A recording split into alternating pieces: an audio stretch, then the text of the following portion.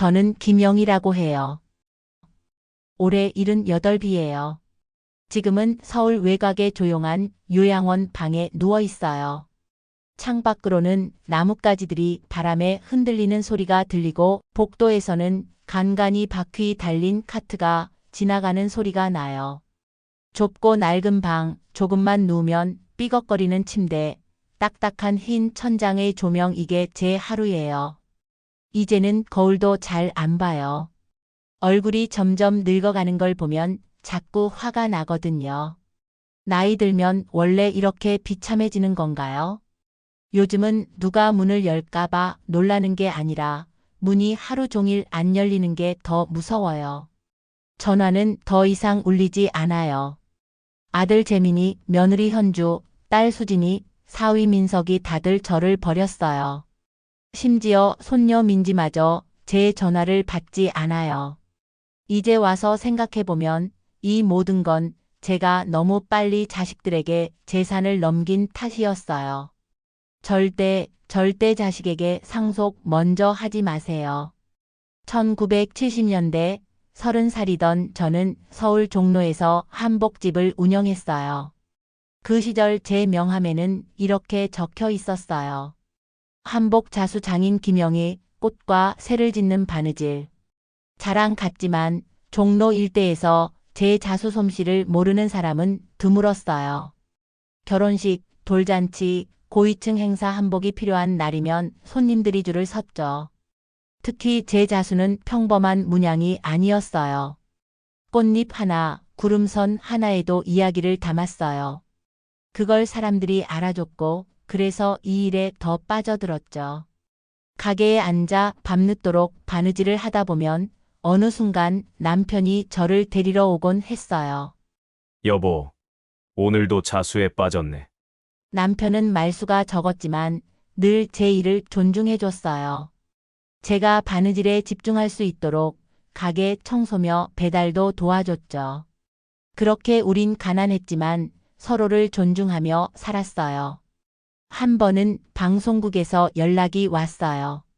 주말 드라마에서 여주인공이 입을 한복을 맞추고 싶다면서요. 그때가 제 인생에서 가장 바쁘고 가장 설레는 시간이었어요. 하늘색 저고리에 은은한 연꽃 자수를 놓느라 며칠 밤을 새웠어요. 손가락은 바늘에 찔려 여기저기 밴드를 붙였고 눈은 뻑뻑했지만 마음만은 날아갈 듯 했죠. 그 여배우가 제 한복을 입고 브라운관에 나왔을 때 저는 가게 구석에 앉아 텔레비전을 끌어안고 울었어요. 그때 느꼈던 벅참은 지금도 생생해요. 그 한 장면이 제 청춘의 전부였는지도 몰라요. 아이들도 참 예뻤어요. 아들 재민이는 어릴 때부터 말이 많고 장난을 잘 쳤어요. 가게에 오면 꼭 손님 앞에서 큰 소리로 어서 오세요 하고 인사를 했죠. 딸 수진이는 차분하고 조용했어요. 가게 한쪽에서 그림을 그리거나 책을 읽곤 했어요. 장사를 하다 보면 과일이며 떡 같은 걸 선물 받기도 했는데 저는 그걸 집에 가져가 자식들 앞에 나눠줬어요.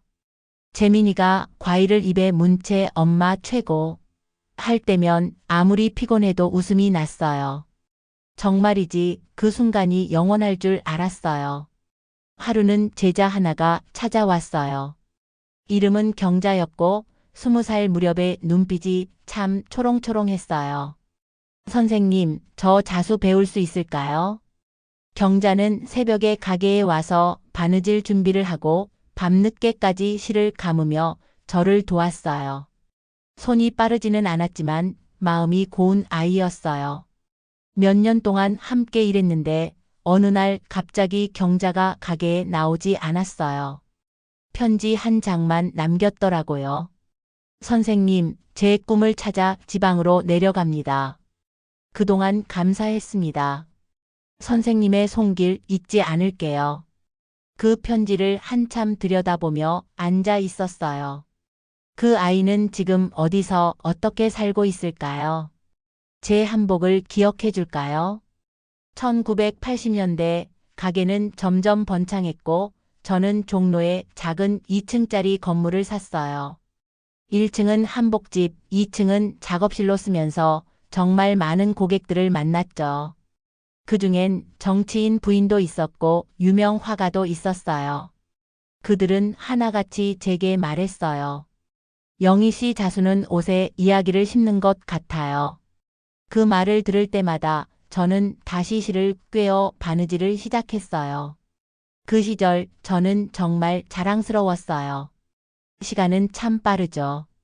한복집이 자리를 잡고 아이들도 커가던 무렵 남편이 이상하리 많지 자주 피로를 호소했어요. 여보, 요즘 따라 숨이 가빠.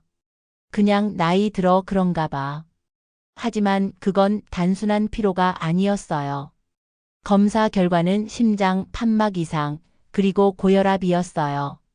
남편은 입원과 퇴원을 반복했고 저는 가게와 병원을 오가며 하루하루를 버텼죠.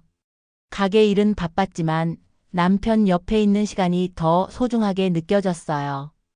밤에 병실에서 바느질 틀을 꺼내 꽃문양을 놓기도 했죠. 남편은 그걸 보며 말했어요. 내 영희, 그 손은 정말 마법 같아. 너는 꽃을 피우는 여자야. 그 말이 제 마음을 꽉 잡아줬어요. 하지만 병은 생각보다 빨랐어요. 남편은 어느 겨울 눈 내리던 날 조용히 세상을 떠났어요. 눈물도 말도 나오지 않더군요. 장례를 치르고 돌아온 날 가게 문을 열며 처음으로 생각했어요. 이제 정말 혼자구나. 남편이 떠난 후 저는 가게를 더 열심히 운영했어요. 그게 슬픔을 잇는 방법이었죠. 그러다 손녀 민지가 태어났어요. 수진이의 딸이었죠. 민지는 제 삶에 다시 봄을 데려다 준 아이였어요. 민지가 돌이 되던 해 저는 손수 파란 저고리에 꽃과 나비를 수놓아 한복을 만들어줬어요. 그 아이가 한복을 입고 까르르 웃으며 거실을 뛰어다니던 모습이 아직도 눈에 선해요. 민지는 자라면서도 할머니 집에 오면 자수해줘요. 하고 조르는 아이였어요. 한 번은 초등학교에서 가족 직업 발표가 있었대요. 민지가 제 얘기를 했다고 하더군요. 우리 할머니는 한복에 그림을 수놓아요. 진짜 예뻐요. 그 얘기를 듣고 저는 밤에 혼자 울었어요. 그렇게 민지는 제 마지막 자부심이었어요. 2000년대 초반 몸이 예전 같지 않았어요. 손가락 마디가 툭툭 붓고 바늘이 자꾸 떨어졌어요. 그걸 본 재민이가 말했죠. 엄마, 이제 좀 쉬세요. 저희가 모실게요. 수진이도 비슷한 말을 했어요. 엄마, 너무 고생하셨어요. 이제 우리한테 맡기세요. 사실 저도 지쳤던 모양이에요. 가게를 정리하면서 한복집 간판을 떼는데 눈물이 왈칵 쏟아졌어요. 하지만 저는 믿었어요. 내 자식들, 이젠 정말 엄마를 편히 쉬게 해주려는구나. 그래서 2005년 종로의 건물은 재민이와 수진이 이름으로 나눠줬어요. 통장에 모아뒀던 저축도 반반 나눠줬고요. 이제 너희가 잘 관리해. 엄마는 그냥 마음 편히 살게. 그게 제 인생에서 가장 결정적인 순간이었죠. 그때는 몰랐어요. 그 순간부터 저는 쓸모없는 사람이 되어가고 있었다는 걸요. 이후부터는 모든 게 빠르게 변했어요. 재민이는 무역 회사를 차렸지만 경기가 좋지 않다며 자꾸 돈 얘기를 꺼냈어요. 엄마, 그때 다 줬어도 좀 남겨둔 거 있잖아요. 이번 한 번만 좀 더 도와줘요. 하지만 저는 정말 다 줬어요. 그랬더니 재민이 눈빛이 바뀌더군요. 며느리 현주는 더 노골적이었어요. 제가 한 번은 몸이 안 좋아 며칠 집에 가 있었는데 밥도 잘 안 챙겨주고 눈치만 줬어요. 하루는 전화가 왔어요. 어머니, 저희도 생활이 빠듯해서요. 이젠 좀 알아서 사세요. 그 말을 듣고 전화를 끊은 후 저는 이불을 덮고 한참을 울었어요. 수진이도 변했어요. 민지의 중학교 입학식에 가겠다고 했더니 수진이가 조용히 말하더군요. 엄마, 시댁에서 별로 안 좋아해요. 민지도 요즘 바쁘고요. 그 말이 얼마나 서운했는지 몰라요. 그 아이가 내 손에서 컸는데 이젠 나를 숨기고 싶다는 말처럼 들렸거든요. 그리고 어느 날 들은 소문. 수진이가 시댁 근처에 새 아파트를 샀대요. 제가 준 상속금 일부를 쓴 거라고 했죠. 그런데 단 한 번도 엄마, 새 집에 오세요 라는 말은 없었어요. 2015년 저는 요양원에 들어왔어요. 재민이와 현주가 함께 와서 말했죠. 엄마, 이젠 여기서 편히 지내세요.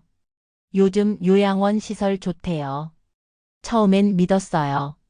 정말 그런 줄 알았어요.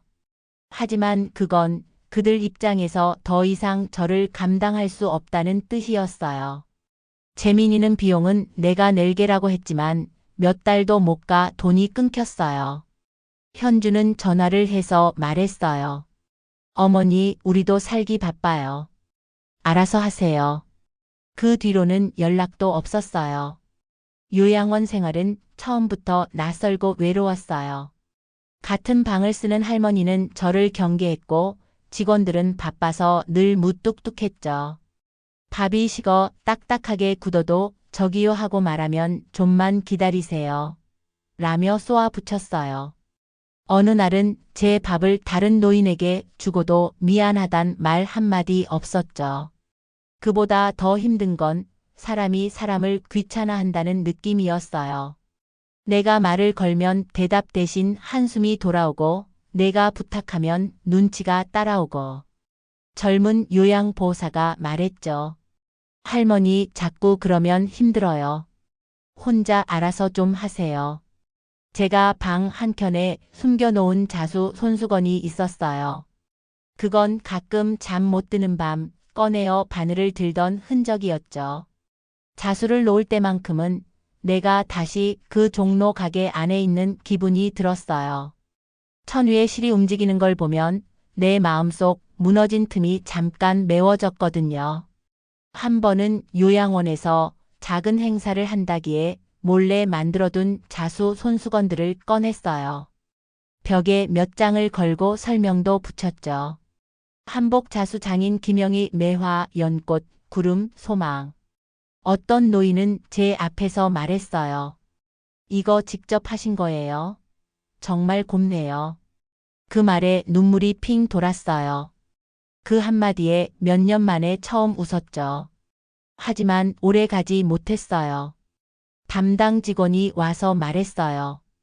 행사 끝났으니까 다 치워주세요. 저희가 정리할 시간 없어요. 그날 밤 손수건을 다시 접어 넣으며 생각했어요. 이 세상에 내 이야기를 기억해줄 사람은 이제 정말 없겠구나. 민지에게 전화를 걸었던 날이 있었어요. 전화번호가 바뀌었다고 자동 안내가 나오더군요. 그 소리를 듣고 한참을 멍하니 있었어요. 그 아이는 지금 어디서 뭘 하고 있을까요?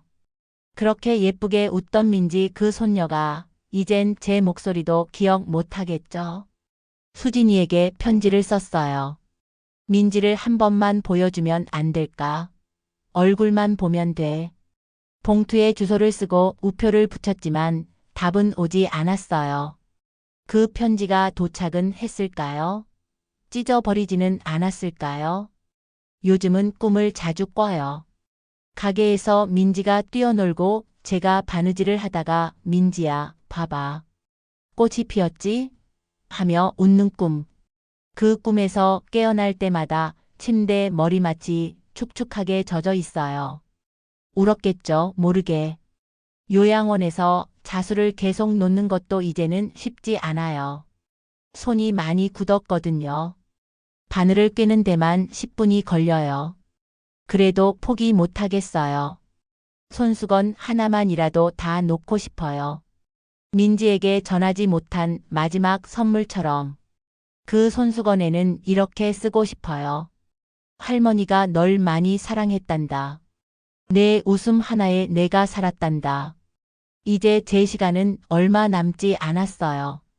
하루가 지나면 또 한 달이 지난 듯 피곤하고 바늘보다 약봉지가 더 가까운 인생이에요. 그래도 이 글을 읽는 누군가가 있다면 꼭 전하고 싶어요. 절대 자식에게 상속 먼저 하지 마세요. 돈과 집은 사랑을 보장해주지 않아요. 전 재산을 주었더니 저는 가족에게서 지워졌어요. 그래도 자수를 놓으며 살아왔던 제 인생만큼은 부끄럽지 않아요. 그 수천 번의 실담 속에는 제가 견뎌온 세월과 사랑과 후회가 모두 들어 있으니까요.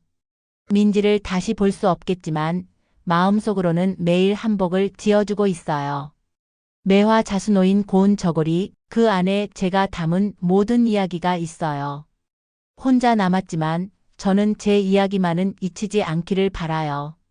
자수를 놓으며 지켜온 제 삶이 누군가의 기억 속에서라도 따뜻하게 남았으면 좋겠어요.